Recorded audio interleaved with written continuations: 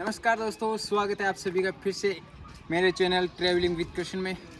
तो अभी फ़िलहाल हमें चित्तौड़गढ़ फोर्ट पे।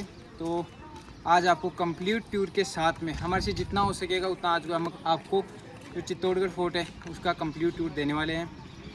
थोड़ा बहुत ऊपर नीचे हो जाए तो आप अपने हिसाब से एडजस्ट कर लेना, क्योंकि जितना हमारे को आइडिया है, जितना हमारे को नॉलेज है, उस हिसाब से हम आपको पूरा कंप्लीट टूर चित्तौड़गढ़ दूर का देने वाले हैं, जो पूरा 13 किलोमीटर के एरिया में फैला हुआ है। इसमें कितने महल है, कितने कुंड है, कौन कौन से स्तंभ है, सभी चीज़ों की आज आप कंप्लीट डिटेल हम आपको इस चैनल के माध्यम से देने वाले हैं। अगर वीडियो आपको अच्छा लगे तो वीडियो को लाइक, शेयर एंड सब्सक्राइब जरूर कीजिएगा। अगर चैनल पे नए हो तो सब्सक्राइब करके बेल आइकन को प्रेस कीजिएगा, जिससे आने वाली हर वीडियो की नोटिफिकेशन सबसे पहले आपके पास पहुँचे। तो चलिए शुरू करते हैं और वीडियो में एंड तक बने रहिएगा। तो दोस्तों, जैसा कि आप सभी को पता है, अभी पिछले कुछ दिनों से नहीं, कुछ महीनों से वीडियो चैनल पे नहीं आ रही है। उसका भी कुछ रीज़न है, कुछ परिस्थितियाँ, कुछ कंडीशन आप ऐसी मानो कि ऐसी हो गई है कि पता ही नहीं चल रहा क्या हो रहा है, क्या नहीं हो रहा। तो अभी भी मेरे को लग रहा है कि ये आप वीडियो आज के टाइम रिकॉर्ड हो रहा है, ये आपको देखने को कम मिलेगा। इसको पब्लिक कब करूँगा मैं, क्या हुआ, क्योंकि अभी जो चैनल है वो अभी के टाइम डिसेबल हो चुका है। अब पता नहीं किस वजह से हुआ है, क्या नहीं है, समझ के भरे है। कोशिश कर रहे हैं, देखते हैं कितने दिन में चैनल वापस आता है। ठीक है, आते ही आपको ये वीडियो आपको देखने को मिलेगी। तो दोस्तों, फिलहाल अभी हम जा रहे हैं चित्तौड़गढ़ फोर्ट। तो मेरा भी ये फर्स्ट टाइम है यहाँ पे देखने में, कैसा क्या ऊपर माहौल रहेगा देखने का, क्या क्या चीज़ें हैं, क्या क्या नहीं है, कितनी दूरी में फैला हुआ है, बहुत बड़ा है। तो अभी हम जा रहे हैं रिक्शा से और देखते हैं ऊपर चलने में कैसा क्या माहौल रहता है। वीडियो में एंड तक बने रहिएगा। दोस्तों, ये है मेन पहला किले का दरवाज़ा, मांडाल गेट क्या बोलते हैं। और अब यहाँ से अपनी चढ़ाई शुरू होती है चित्तौड़गढ़ किले के लिए। 6 किलोमीटर की चढ़ाई है। ये देखिए, अभी जा रहे हैं ऑटो में।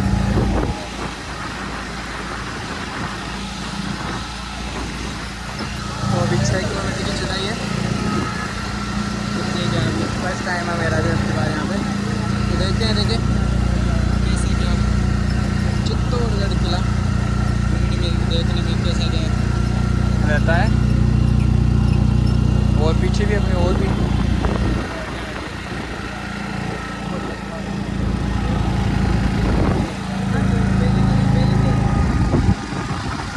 43%.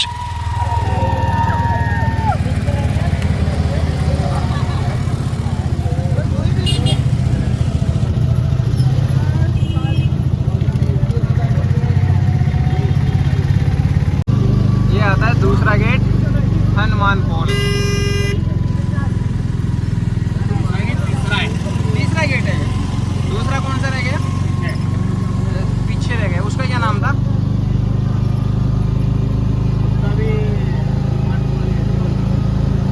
ये तीसरा गेट निकल गया।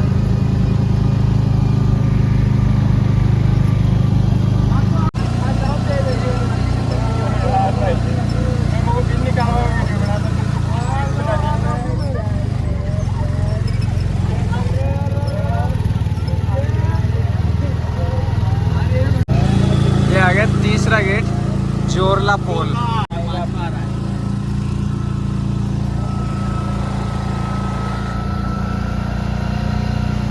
ये 5वां है लक्ष्मण पोल।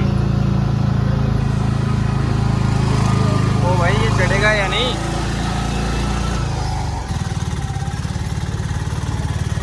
धुआं दे दी इसने तो।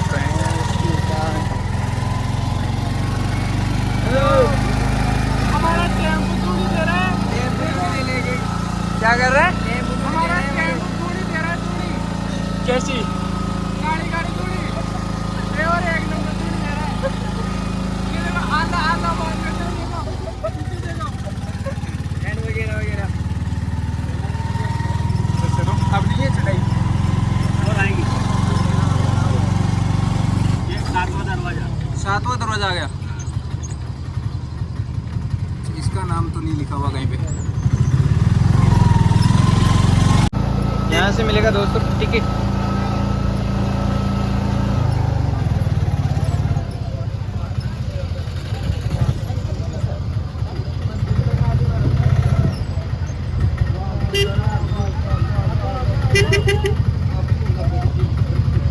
एशिया का सबसे बड़ा किला है। कितने किलोमीटर में फैला हुआ सर?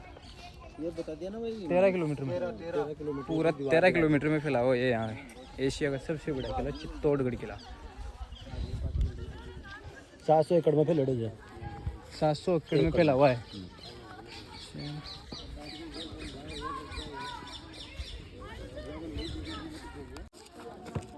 ये अभी तो इनमें गंदगी हो रही है बहुत। ऐसे यहाँ पे 84 कुंड मिलेंगे आपको इस पूरे चित्तौड़गढ़ फोर्ट पे। और एशिया का सबसे बड़ा फोर्ट है ये पूरा। और इसमें 113 मंदिर है, जिसमें अभी आपको उस साइड मंदिर दिखाएंगे काली माता का, जो बहुत बड़ा मेन मंदिर यहाँ का माना जाता है। चलिए आगे भी चल के आपको दिखाते हैं। जिसको जोहर कुंड भी कहते हैं, जहाँ पद्मिनी ने जोहर किया था 1600 रानियों के साथ। कितनी रानियों के साथ? 16,000 रानियों के साथ। कितने के साथ? 16,000 रानियों के साथ जो अग्नि जोहर किया था ना, वहाँ हर महीने मार्च महीने में यहाँ एक मेले का आयोजन किया जाता है, जिस मेले का नाम है जोहर मेला। कौन सा मेला? जोहर मेला। जो आगे में पद्मिनी महल से पहले नजर आएगा। अरे बस विजय स्तंभ के जस्ट पास में ही है। चलो आ जाओ। 8 दरवाजा बनेगा कतरा 7 गेट। जो आपको पहले गेट से पूछा जाए ना, वो है सूरज पोल। पूछो सूरज पोल। यहाँ का 7 गेट बनाएगा हमारा कुंभा दौरा कतरा 7 पोल। ठीक है। इनमें 103 मंदिर है और लगभग 83 का आसपास कुंड जैन बनेगा। 83 कुंड है, छोटा मोटा, जब मैं पूजन के लिए काम करेगा पानी में। और जो मंदिर है ना, जैसी इमारत है बिल्कुल सकड़ी, उसके अंदर घुसने के लिए भी मतलब मकसद करनी पड़ती है। हाँ, भाई जाने के लिए इतना सकड़ा है कि एक आदमी एक साथ एंटर हो सकता है उसमें, इतना सकड़ा है वो। अरे बस में चलो आओ आगे आ जाओ सर। अब देख लीजिए, देखिए 3 जोर हुए थे यहाँ पर। शाखा 3 शाखा 1303 में, 1535 में, 1568 में अग्नि जोरो। और दोस्तों इस किले के जो वंशज है आज भी जो उदयपुर का सिटी पैलेस है उसमें रहा करते हैं, जो कभी कभार यहाँ पे भी आते हैं, कभी कभार ज़्यादा नहीं बट आते रहते हैं यहाँ पे। तो चलिए आगे भी आपको और दिखाते हैं। अभी तो बहुत घूमना है, पूरा 13 किलोमीटर में फैला हुआ है। तो 13 किलोमीटर बहुत लंबा होता है। हमने धूप बहुत हो रही है, टाइम हो रहा है 2:50। कितनी धूप हो सकती है अभी के टाइम? देखिए फ़ोन बिल्कुल हीट कर रहा है, बहुत भयंकर वाला। समझ नहीं आ रहा इसको ठंडा कैसे कर रहे हैं यहाँ पे।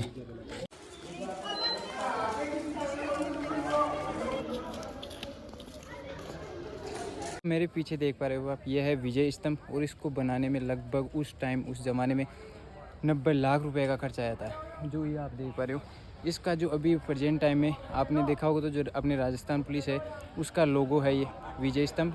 और इसमें इसको बनाने में 10 साल लगे थे। 1448 से 1458 में ये बन के कम्प्लीट हुआ था। और इसकी हाइट है वो है 122 फीट। और इसमें 157 जो सीढ़ियाँ हैं चढ़ने के लिए वो बनाई गई है। तो जितना हमारे को है थोड़ा बहुत नॉलेज वो आपके साथ शेयर कर रहे हैं। और कुछ भी हो तो आप देख लीजिएगा, ऊपर नीचे हो जाए तो आपको अपने हिसाब से एडजस्ट कर लेना। और अभी आपको और भी चीज़ें दिखाते हैं, चलिए आगे चलते हैं। और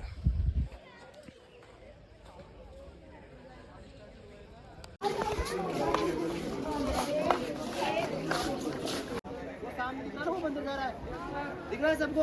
43%. हर मार्च महीने में जहाँ जोर की मेला आयोजित किया जाता है वो यहाँ पे। वो जो सामने देखोगे ना, वो सामने जो कंट्री नजर आ रहा है वो है शक्ति।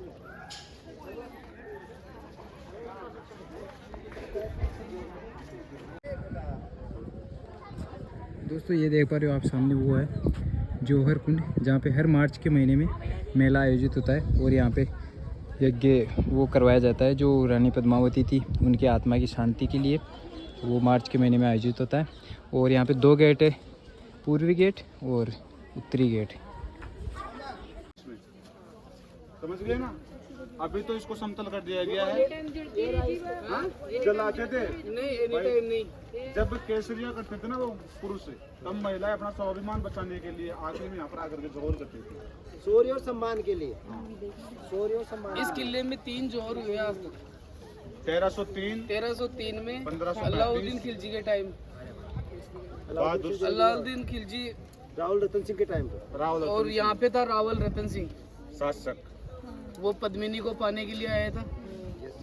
युद्ध हुआ दोनों के बीच, लेकिन जो रावल रतन सिंह था वो केसरिया को प्राप्त हो गया, यानी उनका बलिदान हो गया। और जैसे उनको मालूम पड़ा, उस पद्मिनी ने 16,000 रानियाँ थी यहाँ पे, उन सभी को लेकर एक साथ जौहर किया। वो राजस्थान का सबसे बड़ा जौहर माना जाता है और राजस्थान का दूसरे नंबर का जौहर माना जाता है। इसी से पहले एक हो चुका था राजस्थान में 1301 में। कहाँ पे? रणथंभौर। इसको मारा जाता है जलदुर्ग। यहाँ 1303 में था, वो जलदुर्ग था, यानी वहाँ पे तो जल में कूद कर जान दी थी, यहाँ पे आग में था। ये अग्नि जौहर है, इसको अग्नि जौहर बोला जाता है। तो ये कुंड उसी के प्रतीक के रूप में बनाया गया है, छोटा सा है ये। दिखाने के लिए आए हैं। वो तो हो गया खत्म मामला। ये कौन आए थे? जो एक काका था पद्मिनी का और एक भाई था, ठीक है ना। वो दोनों उस युद्ध में मारे गए थे। और जो इस पूरे यंत्र का जो ये षड्यंत्र हुआ, इसका रचनाकार था राघव चेतन। राघव चेतन जो इसका राहुल रतन सिंह रावल रतन सिंह का पुजारी था यहाँ का।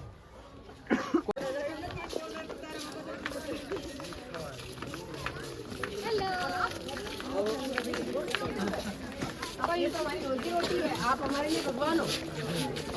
जो हमारे लिए प्रकार का एक बना हुआ है जिससे पानी इसमें आता है, हमेशा आता रहता है। सर्दियों में तो रहेगा वो पानी गर्म और गर्मियों में रहेगा वो पानी ठंडा। हमारे पास इसमें एक शिवलिंग बना हुआ है जिसको आप देख लेंगे, वो उधर से दिखेगा, उस साइड से। हाँ उस साइड से दिखेगा, यहाँ से आराम से उसमें है बड़ा हुआ। वो मुक्त कुंड के नाम से जानते हैं इसको, जिसमें पद्मिनी नहाने के लिए पानी इसमें इस्तेमाल करती थी, यहाँ नहाती थी। अरे बस उसके आगे आप वो पद्मिनी महल वो देखेंगे ना, वो पीछे है उसके आगे। इसमें आया करती थी नहाने के लिए दोस्तों। तो अभी आपको उधर से चल के दिखाएंगे, जितना हो पा रहा है हमारे से हम कवर कर रहे हैं इस जगह को पूरी को। तो ये पूरा चित्तौड़ सिटी, और ये जैसे जैसे हो सक रहा है वैसे पूरा हम कवर करने की ट्राई करें, आपको बताने की पूरी चीज़ें। दोस्तों अभी हम प्रवेश करेंगे गोमुख कुंड के द्वार से अंदर की ओर, और आपको दिखाएंगे नीचे जो कुंड है यहाँ से कैसा दिखता है।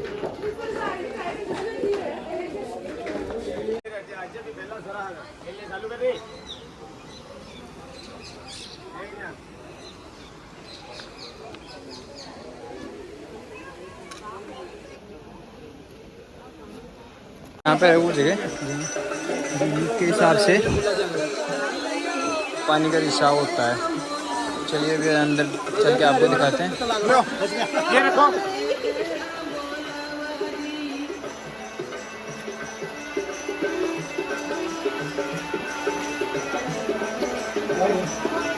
जगह जहाँ से गोमुख की आकृति के हिसाब से पानी आता है, इसको बोलते हैं गोकुंड।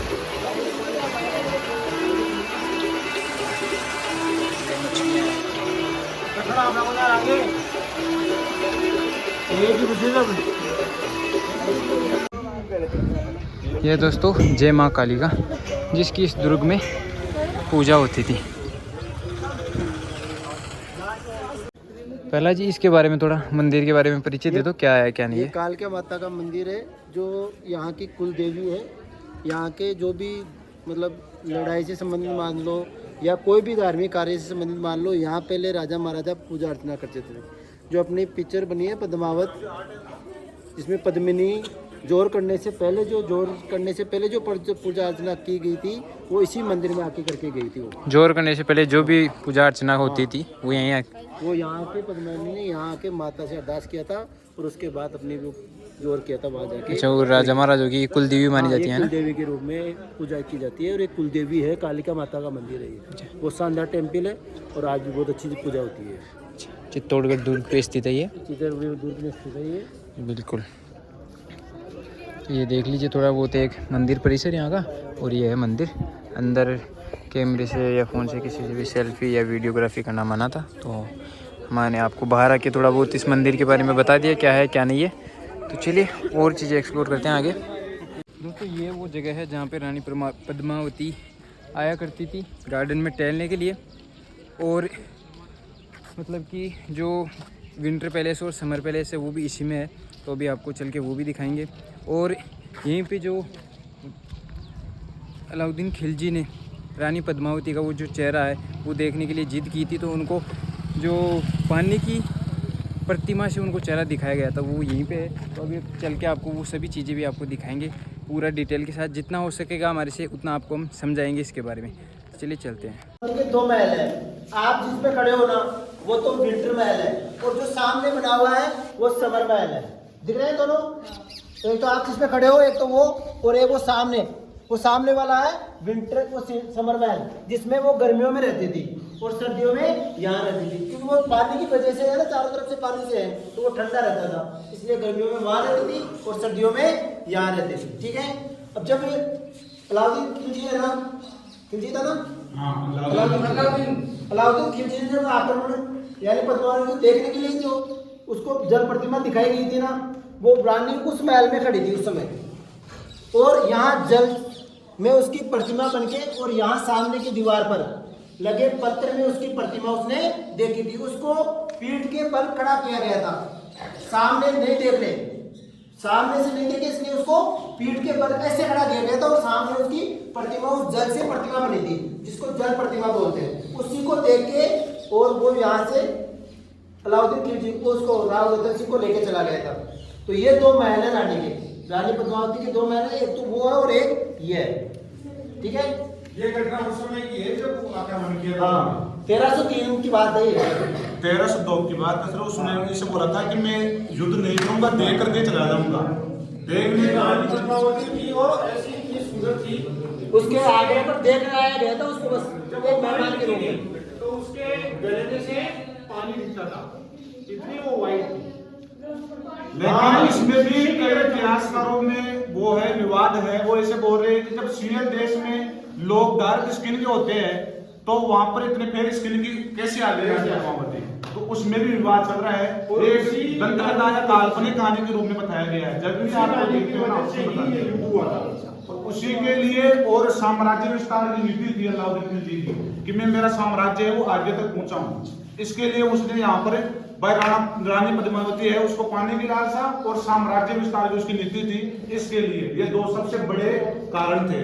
और तीसरा कारण ये है कि चित्तौड़ का जो महत्व है ना उसमें बहुत ज्यादा था, क्योंकि इतना विशाल दुर्ग उस समय नहीं था और इतना समर्थ था कि इनके पास पैसों की और धन संपत्ति की कोई कमी नहीं थी। अब अंत में जब पद्मावती को जोर कर लेती है तो उसको गुस्सा आता है, वो चला जाता है, वो भी थोड़ी तोड़ फोड़ करके जाता है, उसके बाद में तोड़ फोड़ वो भी करके जाता है। पहले और खिलजी ने की थी, लास्ट में की है औरंगजेब ने, क्योंकि वो मुस्लिम शासक था और हिंदुओं से वो क्या करता था, नफरत करता था, घृणा की दृष्टि से हिंदुओं को देखता था। इसलिए वो क्या किया कि यहाँ पर सभी मंदिर थे, मूर्तियां थी, खंडर थे, उनको तोड़ा करके चला गया, जिसके आपको कुछ अवशेष देखने को मिल जाएंगे बाहर, देखे भी होंगे आप लोगों ने। ये है इसके नाम रानी पद्मावती के लिए गार्डन यहाँ पे, जहाँ पे वो टहला करती थी आके, और इधर झरोखे हैं शायद, दिखाता हूँ अभी आपको,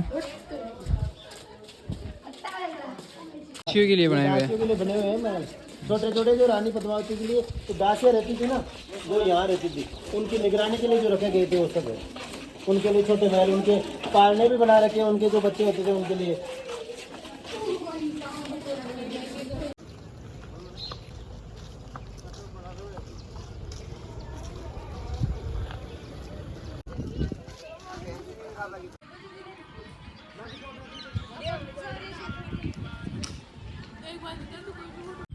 दोस्तों ये जो पीछे की तरफ देख पा रहे हो आप, अगर आपको दिख रहा है तो उस साइड जो अलाउद्दीन खिलजी है उन्होंने जो अपना डेरा है वो डाला था गाँव की तरफ, और वो वहाँ पे सुरक्षा की दृष्टि से वो दीवार तो बनाई है, लेकिन अगर उसमें भी कुछ प्रॉब्लम आए, मतलब कि ऊपर आने की कोशिश करे, तो उसके लिए ये यहाँ पे देख सकते हो आप, इसमें मतलब कि इतना एक नहर के टाइप में बनाया हुआ है। इसमें जब आक्रमण का ऐसे डर रहता था तो उसमें पानी छोड़ दिया जाएगा, मतलब कि पानी छोड़ दिया जाता था, पानी छोड़ा जाता था, और पानी से भी अगर संदेह रहता था कि अगर अंदर आ जाए तो इसमें आग भी लगा दिया जाता था। तो ये सामने देख रहे हो, ये है कीर्ति स्तंभ।